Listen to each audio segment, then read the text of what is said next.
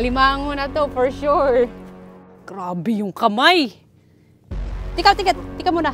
Oh, gumagalaw. Gumagalaw, muntik mo nang maapakan, no? Hello guys! Welcome to Mariel Lesson Channel. So, for today's video ay mangunguha po kami ng alimango, king crab. So guys, paramihan po kami sa panguha ng alimango ngayon. Siyempre, talo po ako yan dahil mas expert po si Kuya Junjun. Siya po talaga ang nagturo sa akin paano hawakan ang alimango at talian. Medyo maulan ngayon. Sobrang daming alimango ngayon or sobrang daming lamok. Saan ba mas marami? Marami at ang lamok. Mas maraming lamok. Nandito po tayo sa mangroves dahil marami talaga ditong crab sa mangroves. Dito po sila nangingitlog. Kung gusto ko po talaga kumain ng crabs dito sa Siargao, ay nako, hindi kailangan bumili ni Mariel Lesson dahil kami po mismo ang naghahunting ng mga crabs. Lakad-lakad lang po tayo. Maputik. Nagkasuot na po talaga si Kuya Junjun ng boat. At ako ay may sapatos din pang dagat. Ito yung reality. Gusto nyong manguha ng alimango, ganito kaputik. Minsan hanggang dito pa talaga yan. Tingin-tingin lang po tayo. Oops! Putik na. Wala. Nakikita nyo yan? Nagbabubbles oh. Grabe oh yung bubbles. Sign po yan, may crabs. For sure po, bibig po yan. Nagbabubble. Tingnan po natin. Excited ako. Ay naku. Hala! Nakakita agad. Yan ay laki. Wow. Huy! Gurang. Baka makagat tayo nito.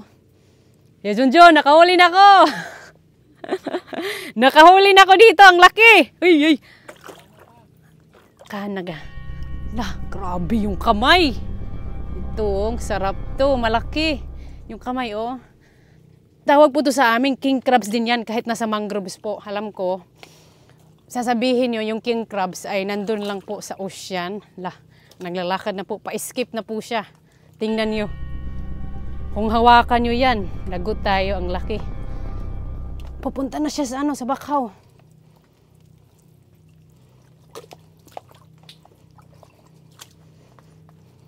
Oops. Wag na wag mong ilalagay yung paa mo. Mariel Lesson, makagat tayo nito.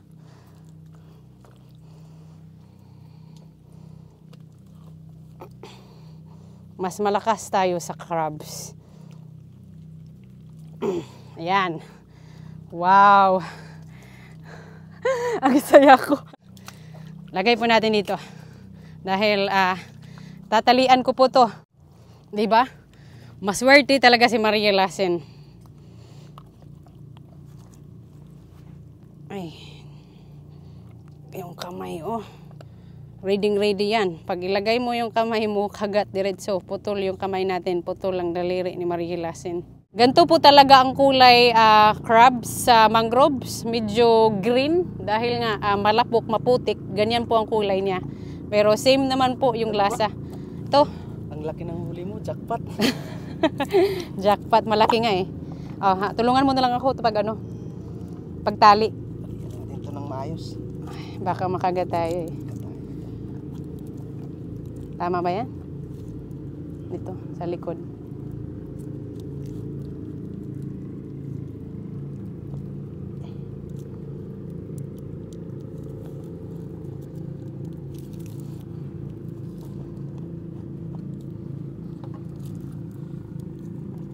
Let go ko na. Okay.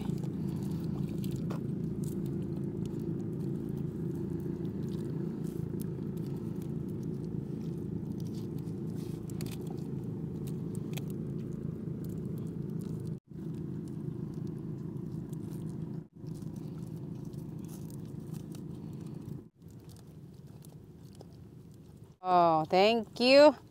Safe na po, secure na. Ganto talaga, oh. Grabe. Mas malaki pa sa mukha ko. Mahal na to. Sarap na to kay Junjun. Imukbang na natin. Bye, pag mukbang na tayo. Wala pa nga ako dito nag 10 minutes. Nakita. Ang laki sa planggana. Tingnan mo. Galing ka pala sa akin kumuha ng alimango. Ay. Paanuhan lang ng mata eh. Kung may spot natin agad, malayo pa.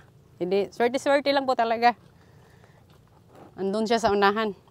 Sunod ako dyan. Baka mas marami dyan.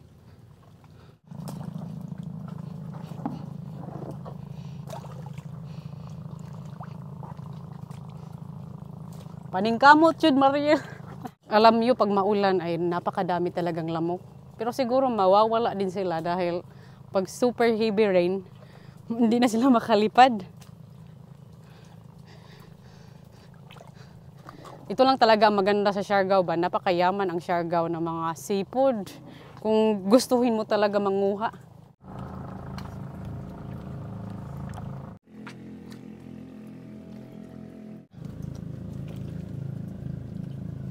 Malaban.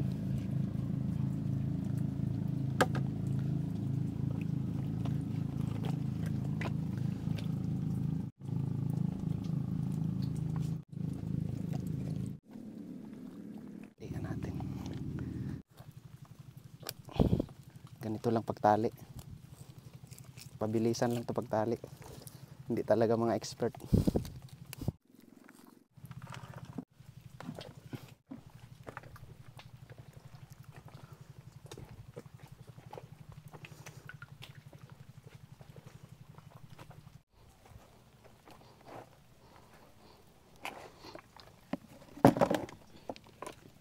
Ito guys, seafood yan. Kinukuha to sa amin, binibenta din yan. Masarap po to. Sihi po ang tawag ito sa amin.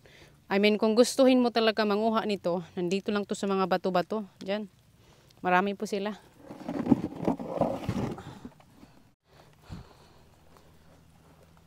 Yung ulan, nag-continue na. Kanina pagdating namin dito ay hindi maulan. Tapos, may mga marites nang nakasunod sa akin. Yung lamok padami na din. Huwag nyo lang akong kagatin. Hindi pa ako nananampal sa inyo. Wala pa naman.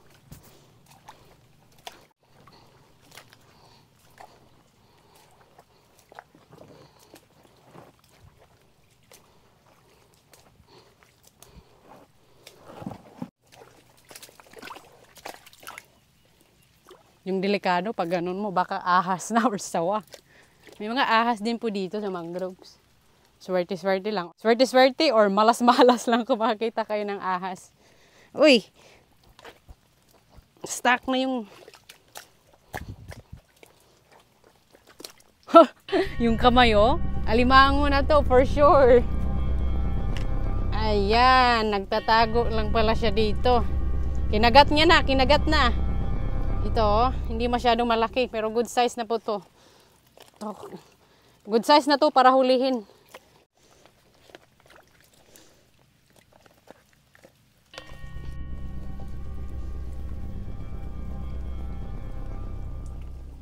Oops. Ang lakas niya. Uy, mamalaban siya eh.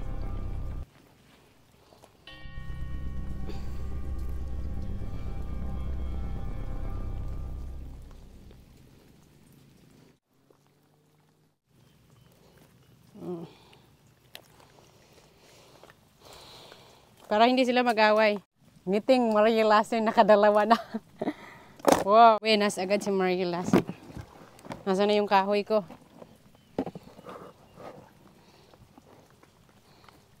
Ay, grabe. Teka muna. Hindi kaya. Yung lumok. Pumasok na po sa ilong ko.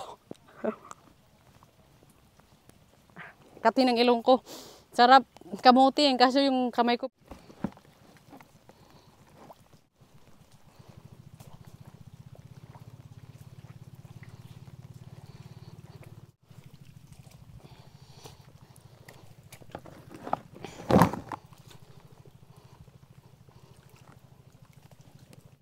Pasok tayo dito.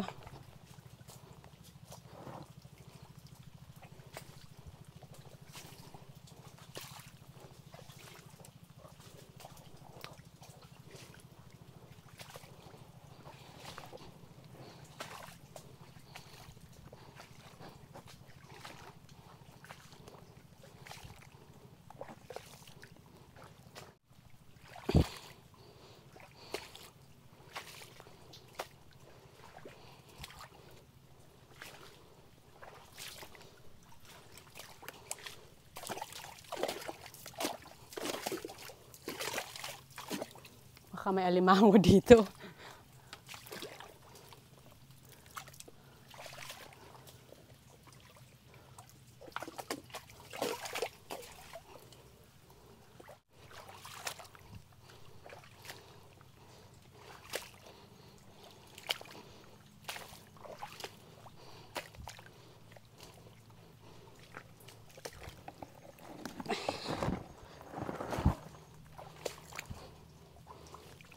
Uy! Halos panay ko na, oh. Akala mo may mga bato dyan, yung pala maputik. Ay!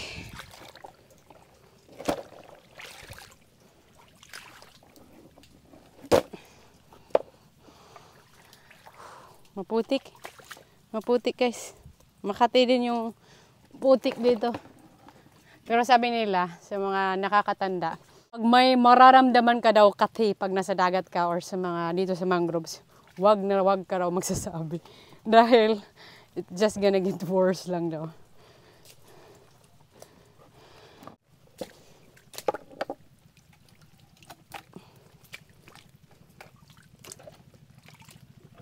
Uy! Guys, hindi nga ako sure na mayroong crabs dito. Gumamit na lang ako dito ng bamboo. Meron nga. Wow. Oh. Ito na yung nasira. Kailangan natin ng original. Ito yung original. Lo. Wag nyo yan apahakan. Oh, wow. Yan. Sino pa yung maliit? Sila pa yung napaka lakas. Sungit. Oops.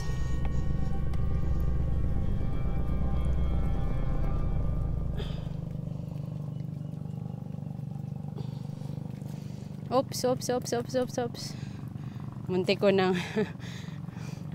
muntik na siyang mahulog.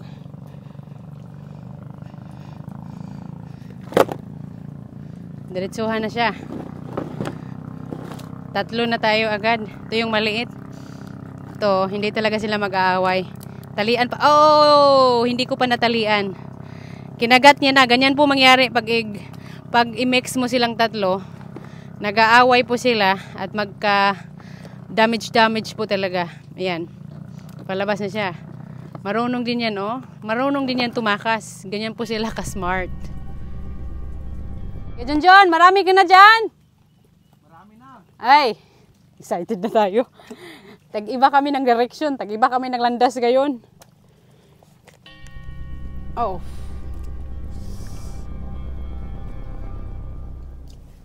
Pagtali, may nakagawa na po parang ziplock na siya. Automatic na po mag-close siya, no? Makikita nyo po. Tapos, yung pagtali talaga, dito nyo po ilagay. Hindi na sila mag-away-away pag ganyan. Nakalak na yung mga kamay nila eh. Ito yung, ay grabe, ang laki po nito. Siguro nasa mga more than 1 kilos to. Ito, hindi ko alam. Maybe hindi naka 1 kilo but almost. 3 tayo agad. Uy, grabe! Nakakuha agad. Hindi masyado palaki. Busy na siya dito. Wala na siyang boses. Nakalimango na pala.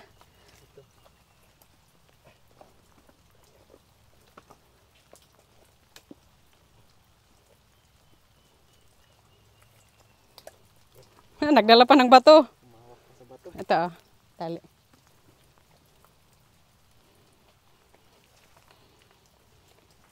Pagkain niya yan siguro. Baka tinapay. Tinapay na bato. Oops. Maraming tali si Kuya Junjun. Pangalawa mo yan. Pangalawa pa lang. Maulan. Okay, siguro mas marami. Ay, wala. Ilagay natin sa isang balde. Marami na tayong nakuha. Busog na tayo nito.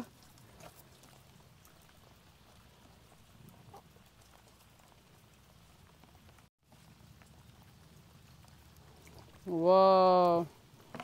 Hindi ba ito buntis? Hindi yan buntis. Hindi buntis. Parang nasakop ko na doon ang area doon. Saan ka pa hindi nakapunta? Dito hindi pa ako nakapunta. Hindi. Kaya ba kasi kami ng ano? Isa na lang tayo. Ito, lagay mo lang yung dito. Lagay mo na lang dito. Isa na lang tayo. Punta tayo doon. Ako na lang ito magdala, Baldi. Mga tali, ikaw na lang yung magdala. Ito yung kahoy.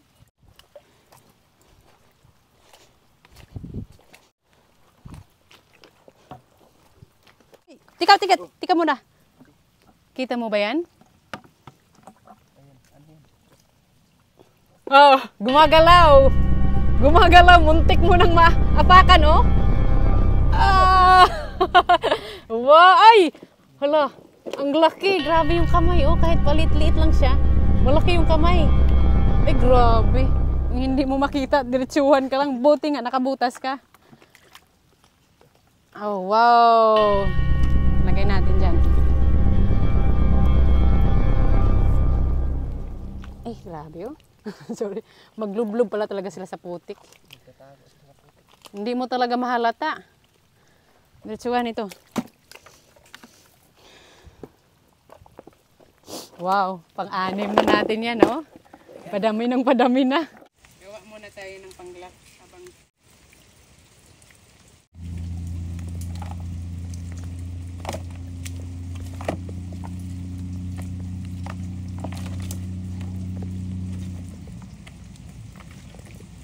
mataba ngayon ang mga alimango po. Marami ang likdik. Ang sarap po. Na-imagine ko na kung paano ito natin lutuin. Ito yung pinakamalaki talaga eh. Gurang yung una kong nakita. Yung mga kasunod, okay na din siya. Good size na po ito. Ito po parang king crab na po yung size. Kung naapakan mo yan, makagat ka ba? Kahit with boats? Ah, hindi siguro. Hindi masyado? Makapal tong boots ko. Makapal. Wow! 6. Parang magkasing size na sila o yung 5. Diba? Kita mo, yung laki. Lumabas na din siya.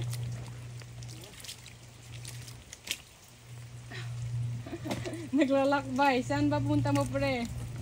Huwag dito, baka mawala yan. Matalas ang paningin ni Marielasin pagdating ng limango seafood isda. Naku. Ay! Ito muna. Oops. Napaka-energetic.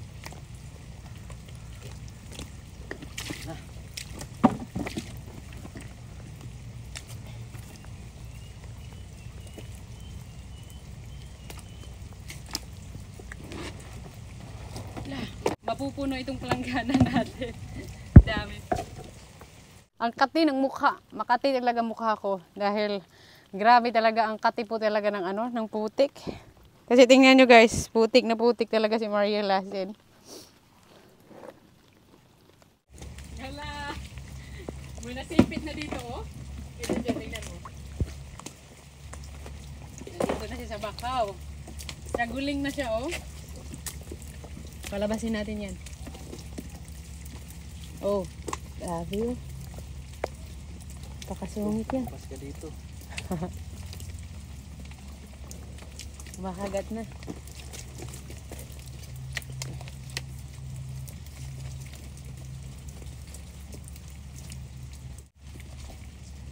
Nakalabas to sa lungga niya.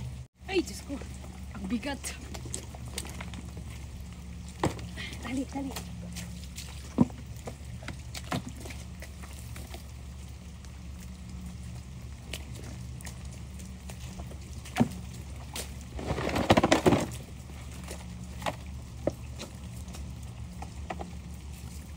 Isa, 2, 3, 4, 5, 6, 7, 8. Siya, uy, pansampu na yan.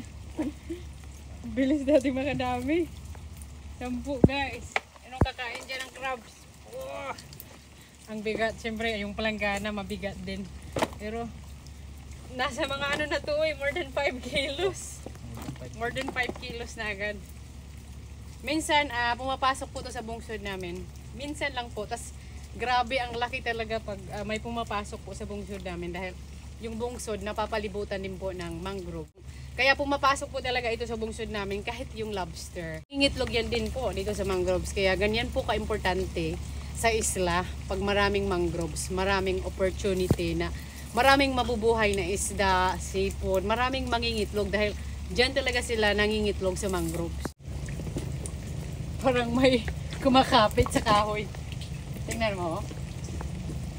Parang may kumakapit. Hindi ba to eh? Ay. Baka ahas na yan. Ay, ang laki! Wow! Oh! Sobrang laki na bahati. Oh, ingat sa paghawak. Sobrang laki. King crab. Crab na to. Parang kasing laki lang, kasing size yung nakuha kong una. Ah, tali. Ay, kailangan malaking tali yan. Ito, mama.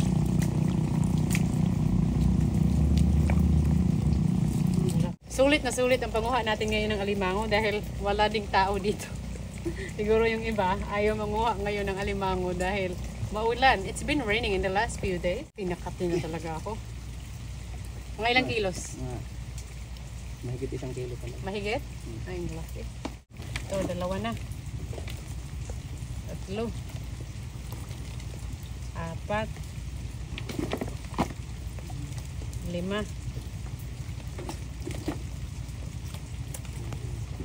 6.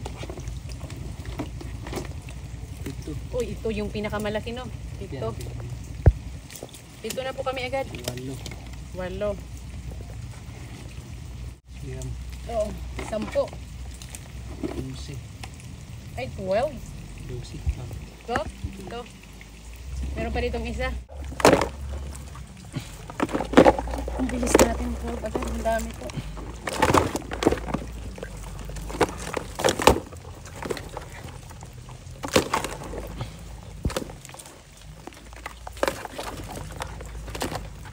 Guys, lumakas na po yung ulan at grabe talaga yung nakuha namin. Halos naka isang planggana po kami kaya sobra-sobra na po ito. Uuwi na po kami. Super happy po kami sa ganito na po karami yung nakuha namin. 2 tao lang po. Kaya tara kayo dun, uwi na tayo. Swerte talaga tayo kahapon lang. 100 kilos yung isda natin.